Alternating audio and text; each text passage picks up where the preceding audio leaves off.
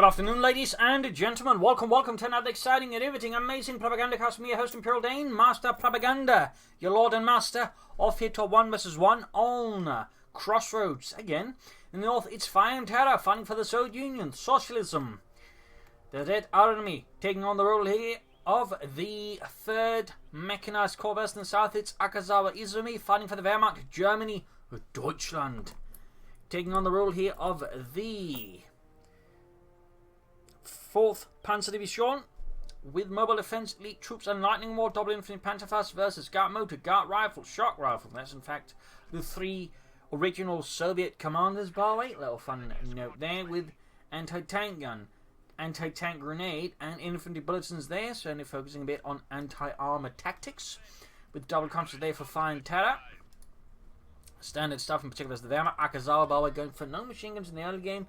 A bold move, in particular for the Wehrmacht. I do feel like the MD-42 is incredibly crucial for the operations of the Wehrmacht, in particular in the early game. So it's a bold sort of set of moves he's making here versus his opponent. We'll have to see how this exactly works out for Akazawa. Wiring off cover here, trying to deny positions for the Russians to easily fight against him with. You can see his Fire and Terror is focusing hard east there. Both infantry squads moving in there. He's taking a slow approach here, but he's basically hoping to disrupt and slow down Akazawa here in the early game with a strong infantry push there. And so in this regard, Akazawa then lacking an MD-42 might find himself at a bit of a disadvantage. Particularly is now trying to catch up with him. He's basically being baited into this position, which is soon done with sandbags. But if he can sort of make it into a good position. Oh, he's catching here. Fire and Terror is apparently not quite paying attention. That's a bit of luck there for Akazawa. Or at least he was over-managing the other unit there. 3rd conscript on the way there for Fire and Terror. Grenadiers are arriving. There we go. Close up with the conscript pushing away. Akazawa does win the engagement here by the eastern fuel point. Pushes back his opponent. That's a definite nice development there for Akazawa. Less ground there for Fire and Terror. That is initial push. Rather encountered an awful lot of well-prepared Germans. Or at least not as ill-prepared Germans as he'd like them to be. Screen eastern fuel point there with the Pioneers setting up sandbags, pushing up hard as aggressively as possible. The Wehrmacht, ingenious the Wehrmacht. You kind of want to play aggressively, in particular as the Soviets, while the sort of matchup is sort of described as being, you know, the Soviets are the early game faction, the Wehrmacht's the late game faction. The Wehrmacht, in reality, tends not to do too well in a sort of longer, grindier game versus the Soviets, simply because 6-man squads and 6-man weapon teams work a lot better versus than 4-man squads and 4-man teams, which kind of naturally just gives them the edge there, for example. So in this regard, the Wehrmacht does have to push a harder edge faster versus the Russians or the Soviets to ensure they don't get completely bowled over in the late game. So we can see Akazawa is playing aggressive versus the Soviets, as you kind of have to. This is when MD-42 would be helpful. A bit of heavier fighting here, noting no Molotovs or anything like that up here for Fire and Terror. We got elite troops here.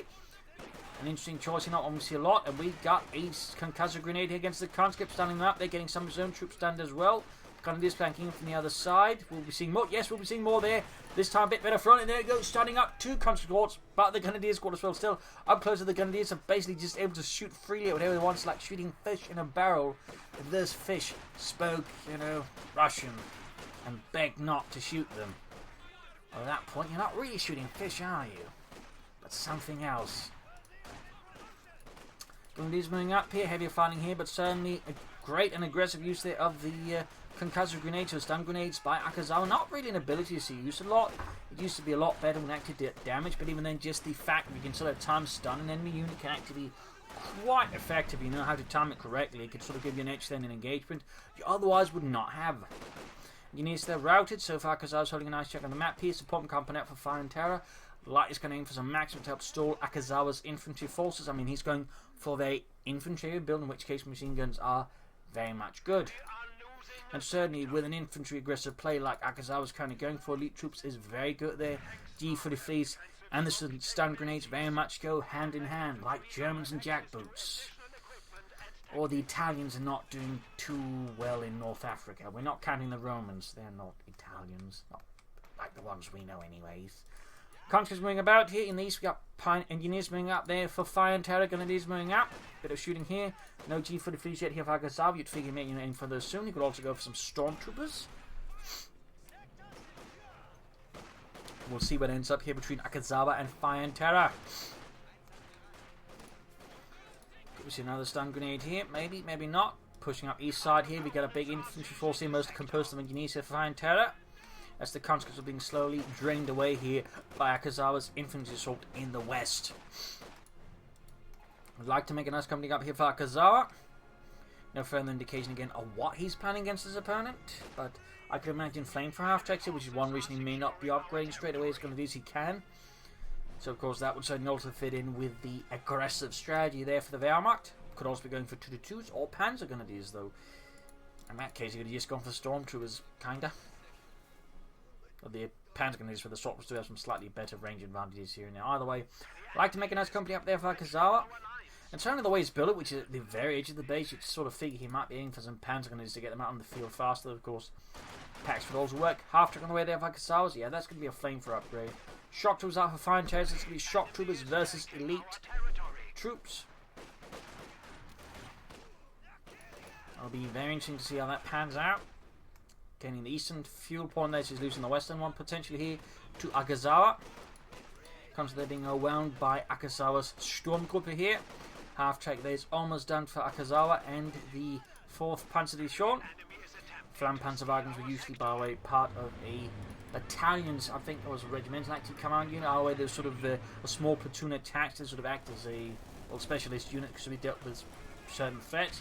Stun Grenade and the Shock Troopers would get caught up in as well. They would have, for example, smaller different units sort of attached there to sort of the battalion and regimental command units. Little fun fact there about organisation. Conscript Shock Troopers moving ahead here. Half-track there is being upgraded, but it's a bit delayed here, so he's not getting the fuel point in the west, and he's sadly not able to defend the fuel point in the west, meaning Fine Chairs are going to have good advantage now, or chance to pull ahead in terms of fuel against Akazawa, and that can be dangerous, particularly for the Wehrmacht. The Wehrmacht tends to be, I think, very reliant on having to gain the fuel edge over their opponents, otherwise, again, the whole 4-man Grenadier squads easily getting a wipe under certain conditions can bite them very much aggressively in the posterior. So we'll have to see how that one works out. Back here, troops reinforcing. Bunker up there, he's obviously going to need some healing. A lot of his Grenadiers have seen better days. There we go, Flampanzerwagen good to go. Double flame projectors up.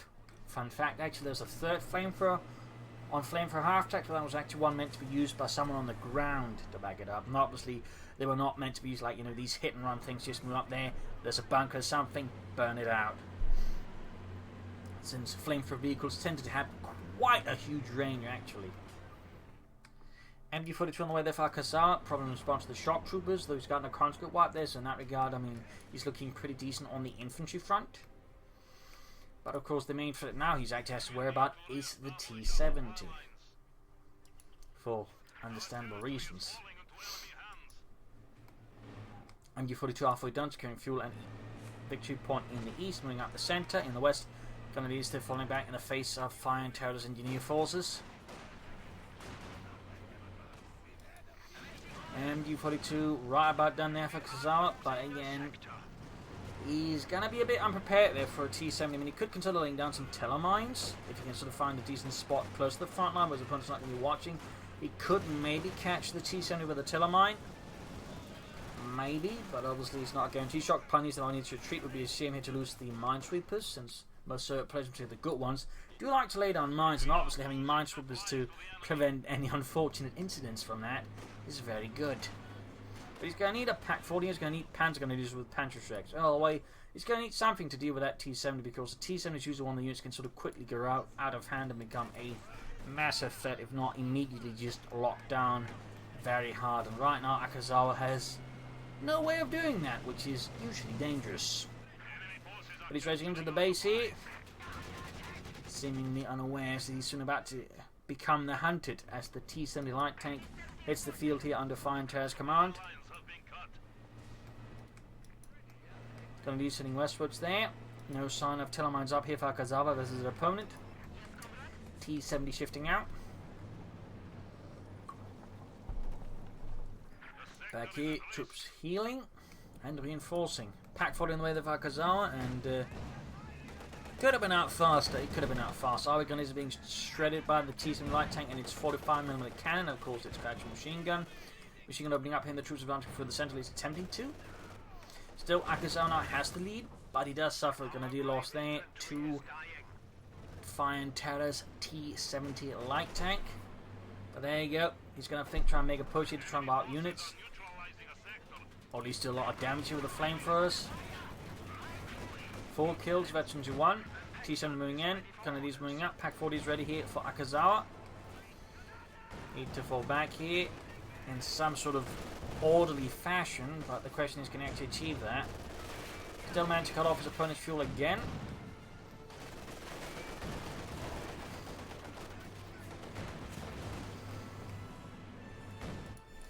Panzer up by Kanoni Fierce being hauled forwards here by Akazawa. Could actually get away with taking up now.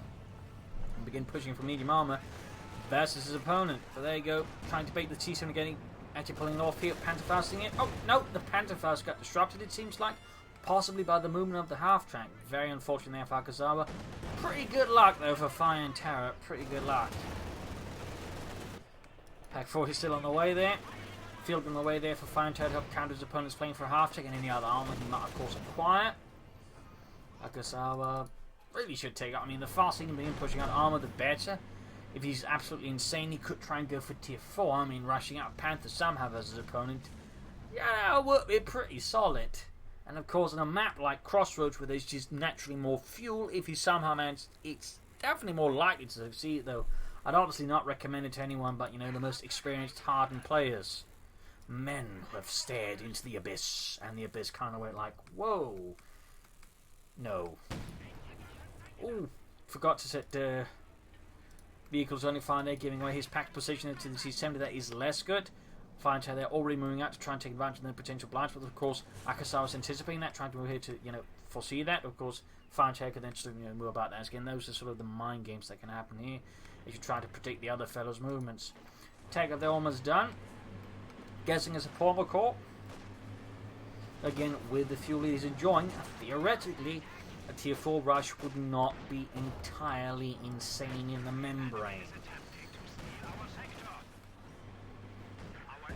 Again, not hugely recommendable either. Pack 40 is having one hell of a time hitting the T-10. In fact, so far, not a single shot has managed to hit the tank. There you go, routed. Stun grenade off as well there for good measure. No support caught yet. Troops bring up in the east side, pushing through fuel point again there by Akazawa's constant gun is taking a nice hit from the T-10 through the hedges. Nice work there by FireandTerror. Somebody's moving up. Support of course still not happening. Flamethrower not being repaired. Needs some shift over things here to deal with the western or east incursion.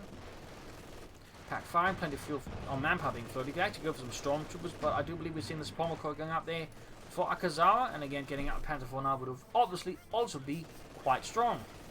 And of course would be faster and thusly more expedient. But again, I would state once more, on this map, in the current circumstances, if he wanted to somehow try and rush out a Panther, I would not be entirely opposed on it. But again, it really have to be a map unlike Crossroads, again, has just naturally more fuel. But there you go, so Pomacop can get the Panther 40, could go for Panther on these as well, almost. Shortly after the Stormtroopers.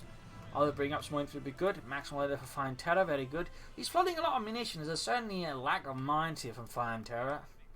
A notable lack of mines.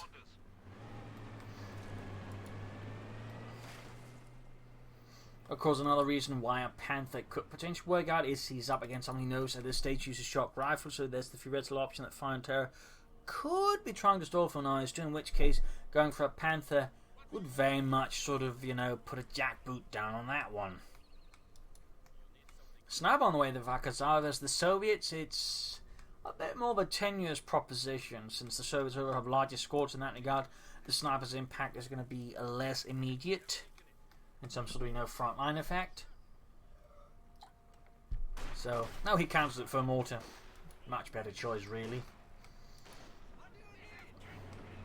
Flamethrower good to go, but he's losing ground here.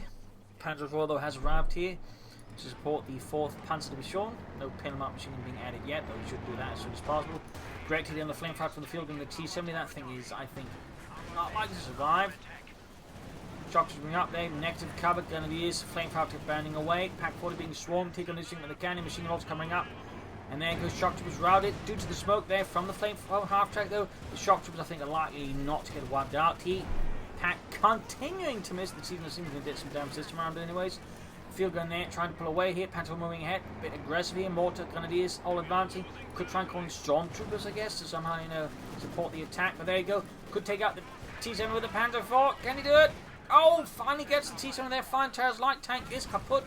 We've got the mechanized ammo company for FireandTerror. That's definitely a good idea. Trying to solve here for an IS-2 would be a very dangerous proposition.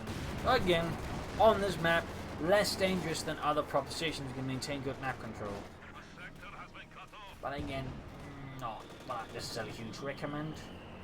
In fact, would be a bit more dangerous in here going for the Panther. Since again, with the Panther, you have the infrastructure. Whereas with the just for an IS-2, you gain no infrastructure. And then again, if you lose it, again, you got no easy way to call in. But again, if you lose a Panther, you can still call in another Panther more easily or get other stuff. So to react to the situation better. But thankfully, FireandTerror is no Pats.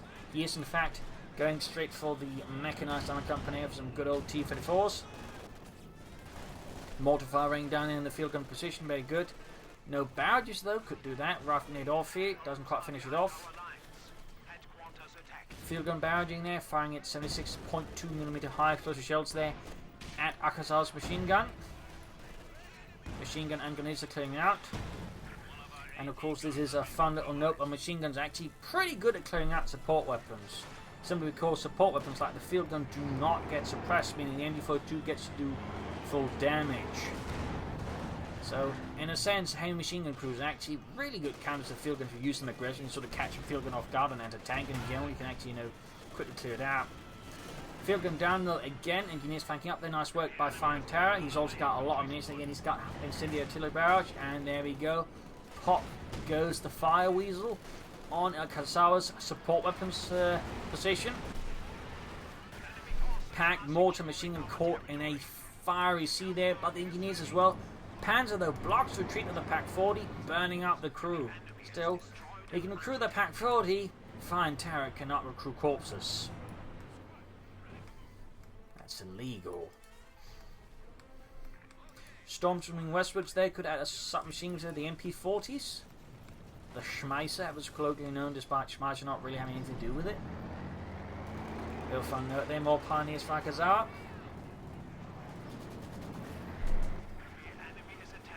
Popping smoke there, nice views of the smoke there, by the way.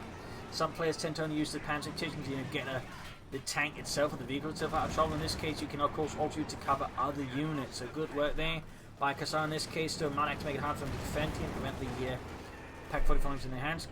Cuts a grenade off, smoke grenade off from the shock troops. Good use of smoke there from both sides. Stormtroopers a bit forgotten in the west. Still no sign of upgrades. Again, he might play G43s, I guess, which is an option, since they do get 40 for the fees with a single upgrade.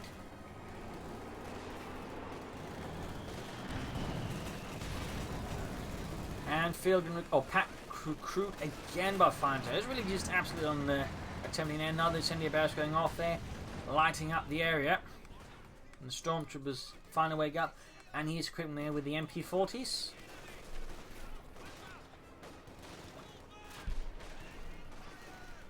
Halfway done there.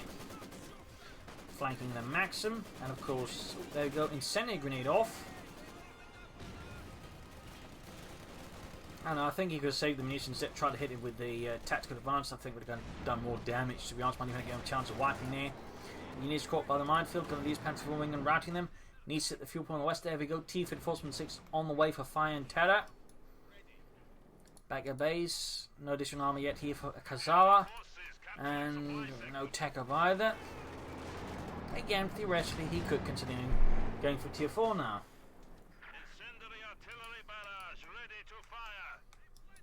It would not be an entirely terrible idea. FireandTerror in this case cancelling the T-34 and 6. He's likely now going to try and stall for the IS-2, though of course at least this time around he has the infrastructure. And that tends to make sort of those things at least more palatable, because it means A, he can then actually more easily support the IS-2 once it's out. It also means in case he loses it, you know, he's not completely, you know, in a bad spot. So I mean, having the infrastructure then forms the building very important. Machine gun, oh, barely made it, but in the end did not. Caught on fire and died horribly. Stormtroopers were put back with the shock troopers. Conscripts being murdered. Maxim cleared out. Grenadiers doing with the canyon. There you go. Field gun Pack 40 on the Panther 4. Grenade on the Grenadiers, almost wiping them out there. Scheiße. Lots of intent fighting here. Back here, healing reinforcement. No sign of take up. Like it's going to go for another Panzer IV. Well, theoretically, could try and save up for the Tiger race, though. That's a long time for him to get that out. Machine gun recruit. Shock was popping a grenade here. Wiping it. Again, nice work there by FireandTerror. Troops healing reinforcing. And we got a second storm squad out here for AkazawaIzumi and the 4th Panzer Division. And another grenade. This time not quite as effective. Of course, negative cover. Up close, the storms can still do a lot of damage with shock troopers. This time around, though, one man survives. It was Bulletproof Bernhardt.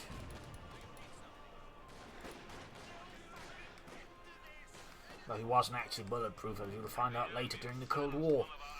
Troops are healing and enforcing.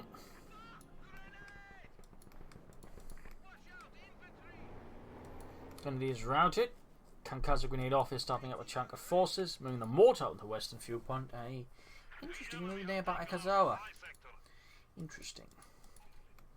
Still no sign of additional armor here from Akazawa. He's not trying to push any sort of advantage there again.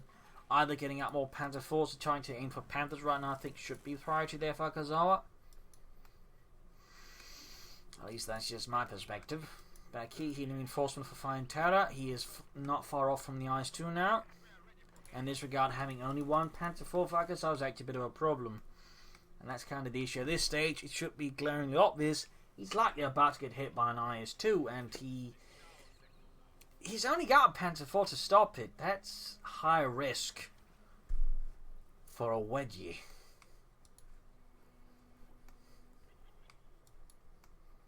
It's a bit of quiet here. Akazawa does have the larger force. FireandTerror again is pretty much just putting all his resources on hold there for the IS-2, so he's trying to play conservative, but not get his opponent all the time either.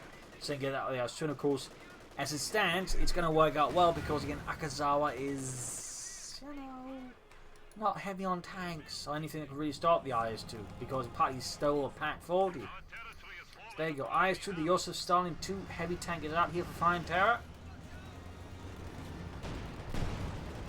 Stormtrooper then need to retreat, meaning noting the other Stormtrooper squad has been equipped with the quadruple G43s. IS-2 moving ahead here. That's a lot of G43s, by the way. IS-2 rolling ahead here. Missing most of the stuff, doesn't really matter. As you might notice, Akazawa's front line is basically bending very hard because it has no real way of stopping the IS-2, and that's kind of the issue again with Akazawa. He focused, I think, too much on certain elements and is now unprepared. He's going for the Stuke, which is definitely like the best option right now. Had he, I think, been a bit sharper there strategically, he would have likely either gone for more Stukes faster, he would have take that for a Panther, but now he definitely has to go for the Stuke. He essentially has, well, basically surrendered his choice. He had a choice, he didn't exercise it, and now he has to just go for the Stuke because that's really the best there is. I mean, he could go for the Pack 40, but that's going to be too slow to really sort of think combat the IS-2 effectively a lot of the time, particularly in this current circumstances. Stormtrooper's going to be being flanked by the IS-2. Fighting for less than a fuel point cop on the head as well. FireandTerror certainly looking a lot more bold and a lot more in the lead, thanks to the arrival of the IS-2. Stuke about to hit here for Akazawa and the 4th Panzer to be short. Panther flanking the IS-2 there. Nice bold move by Akazawa. Gets a nice hit there. Some of these machine on the west side here. Conscript being suppressed. Panther will try and move. There you go. Another flanking on the IS-2. Good counter move here by Akazawa. Even in dire straits, he does not completely panic and maintains a reasonably sort of good strategic view of the battlefield. Tactical view, more important. That's actually what I wanted, not strategic, but tactical view. Oh, wait, good word there. But again, strategically, he did kind of fumble the ball a bit. And by a bit, I kind of mean a bunch. Engineers slipping right back on these Panther 4 in the east. Engineers almost right now on the west. Stuke here, hanging back in the base, needs to move up on the west side to back up his troops before they get annihilated by the IS-2. Panther 4 going to the base. Oh, is he going to pull a twisted Tootsie here? Not quite, of course, stealing the machine gun, but he's just going to pressure his opponent there by attacking the base. Nice. I think he's hoping to draw away his opponent from the rest of the map by basically attacking into the base. And again, in this regard, bases are very much pressure points. Most players will react very sharply to hitting them. I think you could have tried taking out the machine gun place, and at the very least, that could at least maybe you make the threat look more realistic. Stuk is fine in the move there, definitely a bit too passive. He can soon go for another one. Or theoretically, again, he could try and stall for the Tiger Race, though I think at this stage of the fight, trying to just easily save up 800 manpower versus an IS-2 might be a bit on the optimistic side.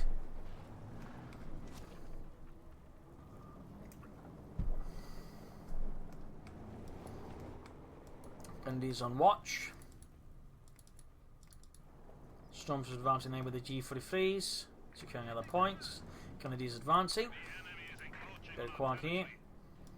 Fun fact, there was not really sort of specific stormtrooper units in the German army. I mean, the German infantry doctrine was very much centered around the stormtroopers of World War I, but they didn't really have, units that just called stormtrooper divisions as such, though they could sort of ad hoc form stormtrooper sort of companies and battalions and what else there. Like, they could sort of happen. In fact, it was sort of a common thing, particularly as the war went on, they could sort of quickly, round up the best divisional troops and sort of create stormtrooper companies out of those, or assault companies. Little fun fact there. IS-2 charge straight into the Panther 4. The Stuka need to be careful. The Stuka need to maintain distance between it, because usually in a tank fight, like an armor fight, like if you have a Stuka, it's usually going to draw a lot of the attention fastest, in particular from anti-tank guns, since usually the Stuka will be the main threat to any armor due to its high rate of fire. I mean, the Stuka in that sense is very much, in terms of DPS, your best bet, since it basically shoots the fastest at anything. Like Panther 4's Panthers, the Stuka shoots fastest. Panther 4 tank through the shock troopers, almost got a wipe there, very nice. No tech up. He can go for the Stuka now. Again, he could try to go for the Tiger Race. We'll have to see what ends up with Akazawa. Betty 2 gaining the Panther 4 shoots and added. Very good. IS-2 moving up here, directly on the Panther 4, but the IS-2 Stuka shoots. Misses though. Healing enforcement here. Oh, or not. Okay, there we go. Again, I'd probably suggest actually try and put up some elements in the left flank, so that would try and catch some of FireandTerror stuff off guard. T-Fed force and away there for FireandTerror, and thusly we see why it's good to have tech, because that way your heavy tank ultimately never ends up fighting all alone throughout the match, and that's really crucial. A heavy tank on its own is, good, but when a heavy tank is really good, if it's working with other tanks. And it's obviously, what you want then.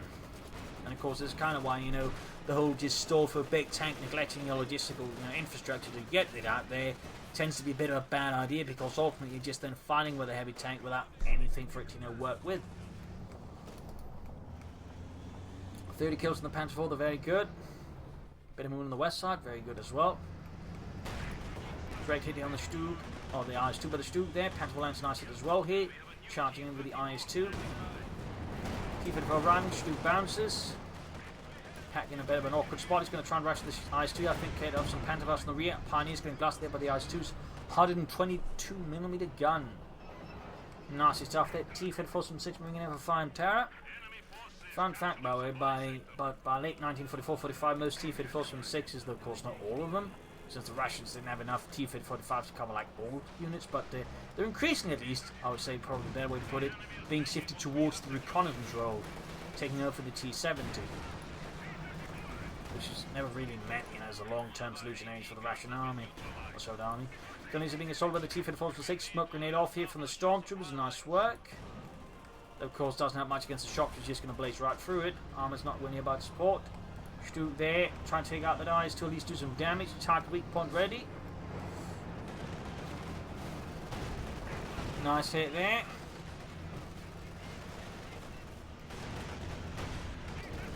Shot bounced. He's being routed. We got Hunt 4 and 10 versus 216. Still not much happening in terms of additional armor here for Akazawa. Now, Delton says he's got the resources now to at least pull out another Stuka, which would be good versus the IS-2 and the T-54. He could take up, go for Panthers, which again would be good. Maybe follow up with a Panzer Werfer, but so far Akazawa there might be losing a bit of sight. He's retrieved at the battlefield, while again tactically he's doing alright. Can't really afford to neglect strategy either for long periods of time. Stormtroopers and shock troopers here. Grenade off. Stormtroopers gonna have to retreat there. Grenadiers and stormtroopers then moving up west side.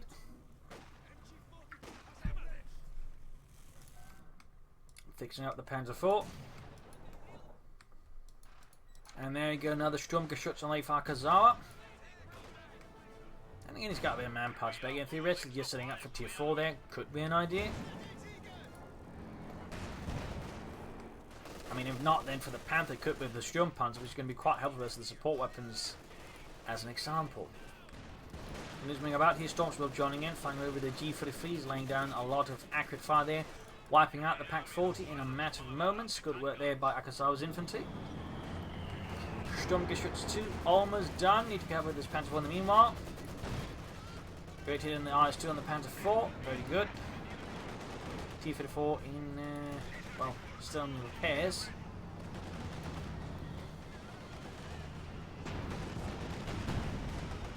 None of these Stormtroopers advancing. Need to be careful with the more depleted ones. T-34 is good to go. Stug moving ahead here. A bird move there. Oh, none of these got wiped. Stug actually blocked the path. That's a bit awkward there by Akazawa. Second Stug ready. Again, he needs to get on fast in the field. And trying to steal the, well, grab the Pack 40 back here right under the opponent's nose, I think is a bit ambitious by Akazawa. Need to maintain distance with the Stug. Remember, one of the Stug's advantages is it has more range than the tank, so you kind of got to keep it at range. Really know make that work out. I still advancing. Incendiary barrage down. Pack getting blasted, shooting on the west side, going in for the T-34 from 6. Nice hit, they're taking it out. Utterly but knocking it out there at the wall. Leaving a FireandTerror one for the IS-2 with the Stug gets isolated on his own here versus the IS-2. Oh, within Pantherfast range. Better miss there by FireandTerror. Now could possibly take it out with his armor. Shots bouncing. Stugs are not pursuing either, allowing FireandTerror to retract his IS-2 safely. A potential misstep there by Akazawa, depending what happens next. It does feel a bit like Akazawa might be getting a bit more timid and passive as his opponent, which is certainly allowing FireandTerror to, be more active. H-35 tanks on the way, that's a very good. There we go, he's finally going for it. Stug, Panther 4 going in for the second Stug, still moving in. A bit slow, we got a lot of infantry blocking in the path there. Panther 4's got a damaged engine. I think, trying to move up the Stug, he could actually flank the IS-2, and had some good work there, but in the end, didn't happen. Troops advancing here, the Storms in particular, the Shocks were a particular problem here for Akazawa. There you go, very good grenade here by FireandTerror. He's really getting a lot of mileage out of those Shock Troopers. 34 kills, absolutely tearing for Akazawa's infantry. More infantry moving out, finally going for tier 4 here, finally going for tier 4, does feel a bit late though. But better late than never, I suppose. H-35 almost down there for FireandTerror and the 3rd Mechanized Corps. Shocks is blasted here with the Panther 4, closing him at T4, and there you go, MD-42 finally stops FireandTerror's rampage. But you might notice it actually managed to completely denude the front line here of any German troops and send most of them back to the base. Those Shock Troopers absolutely, even if they in the end didn't kill so many in this engagement, they had a huge impact there on Akazawa, because again, it's just allowed FireandTerror to basically secure the main road of the map and all the points along it, and that's pretty big. Again, just one Shock Trooper squad, which in the end lost one guy. And he probably wasn't even that popular in the unit. We lost Smelly Pants, Boris. Oh no, whatever will we do? Thank the Germans, maybe. Anyways, comes the being shot with the Shock Troopers and the Stormtroopers and the Gunnies. I keep mixing up the names, they're like putts. Pack 40 in the way there. And I think another shoot would have been better there to pursue the IS-2 properly. Then again, considering he's not pursuing it properly anyways, that might be moot. But IS-2's rolling straight here, taking a great hit from the Stug, but it bounces. Second shot bounces as well. That's good. Other Stug is not supporting. H-5 joining in here. 309 versus 987. Stug lands a nice hit, gains 22 shots and added. Sehr good, sehr good. Another shot fired. Both Stugs there either miss or fail to penetrate the IS-2's front line. The IS-2 is actually close to VT2. Panzerfaust Nation 5, very good.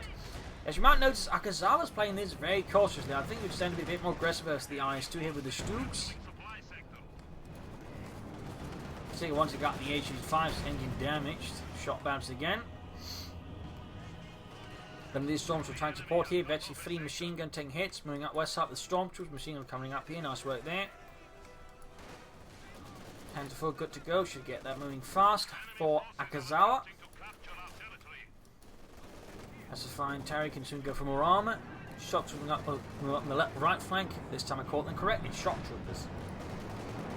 The only one mistake I feel like for Akazawa is no machine guns on any of his army, particularly not the Panzer IV. That's a definite misstep since the machine guns do add a bit of damage.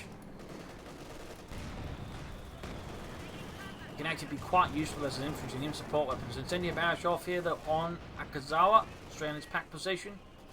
Storms to secure on the western fuel or victory point. Disruption being caused by the incendiary barrage, very good there by FireandTerror. Field gun away there for the Red Army.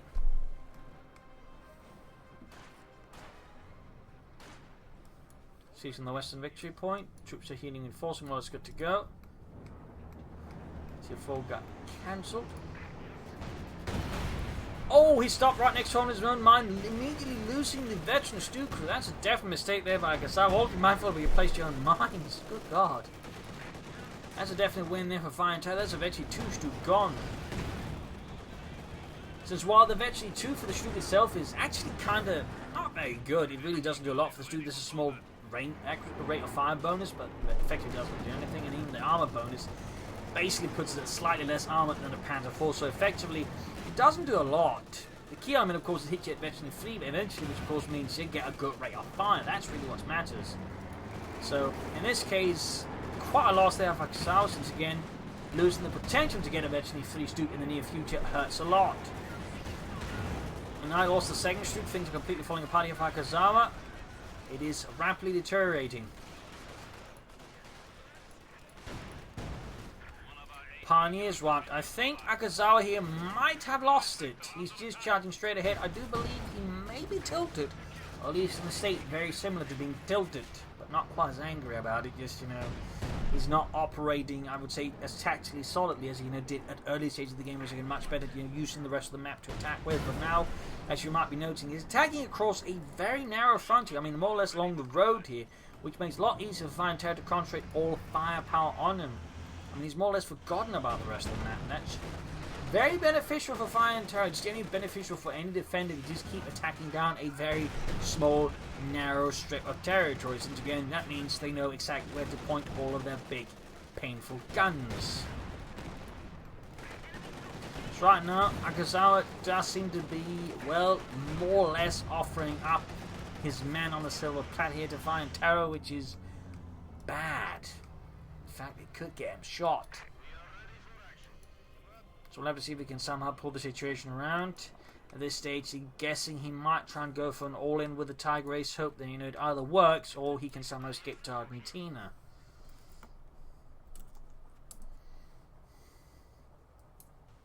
So a bit of quad here in the meanwhile. 24 kills in the IS-2, Maxim setting up here. Can't go some shock troops up the east side, 36 kills, still ace. Morton needs to be careful here. FireandTerror is very cautiously using the IS-2 to scout with. I mean, if you're going to scout in some ways, using a heaviest tank which can soak up most damage in case, of a sudden ambush is not necessarily a fully bad idea. Of course, if he hits a mine and then gets hit, he could be a bit more problem, but at least there's some theory behind it. It is running up here, troops being suppressed, shot to bits here by Akazawa's possibly last solid defense here on the right flank. I find also a bit of movement in the west, but still got those Maxims about. He should probably consider deeper flank to catch them off guard. That's sort of be the tactical right approach instead of just going straight forward. Assume those machine guns, try and help the edge of the cemetery, then going sort of from up here and sort of catch any machine guns off guard. But somehow managed to pull it off anyways, so I guess that worked out. Could have worked out a bit better possibly.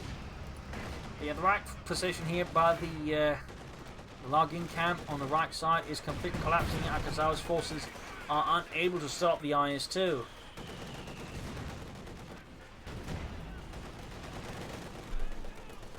Stormtroopers there being utterly annihilated. They're doing their best with the G43s, but in the face of the IS-2, that's not really enough. Panzer IV is close to the ace level, and certainly that can help a bunch, just not as the IS-2. Particularly not in the IS-2 supported by other armoured elements. Akazawa, though, I think, is clearly at this stage aiming for the Tiger Ace here, but the question is, will it work? I mean, his forces are vanishing like dew before the sun. And more importantly, I mean, FireandTerror's just got a lot of stuff to back up the IS-2, so like even if the Tiger Ace, made some initial impact, it's very likely to get focused on and destroyed due to the sheer amount of heavy anti-tank fire. But there you go, Akazawa. Well, just as he hits the Tiger Ace, basically decides, you know what, this is lost. So there you go, 4th Panzer Division forced to withdraw here in the face of the 3rd Mechanized Corps advance. A brutal battle here. Akazawa handled the early to mid game quite well, but again, there were some strategic issues which sort of kept cropping up. Again, too slow in taking up, too slow in getting out armor, and in that sense left himself very vulnerable to FireandTerror, who had a much slower strategy, but at least got the IS-2 out. In that regard, Akazawa did get caught off guard and rather suffered for it, since again he could have just made a decision sooner and then sort of seemingly just caused Akazawa to slowly make worse and worse tactical decisions as well, which then ultimately meant he was bound to lose when both his strategy and his tactics were insufficient. So in this regard, Akazawa, might want to work more on his strategy. So there you go. Hope you enjoyed this match. Hope you learned something from it. If you did, subscribe, like, share, comment on it. Tell your friends, tell your family, but don't tell your enemies. And if you like what I do, you can donate or pledge on Patreon. Links are in the video description. This is Imperial Danger. Cheers. Thank you for watching. You all are a wonderful audience. And remember to check under your bed for the KGB. Bye, everyone.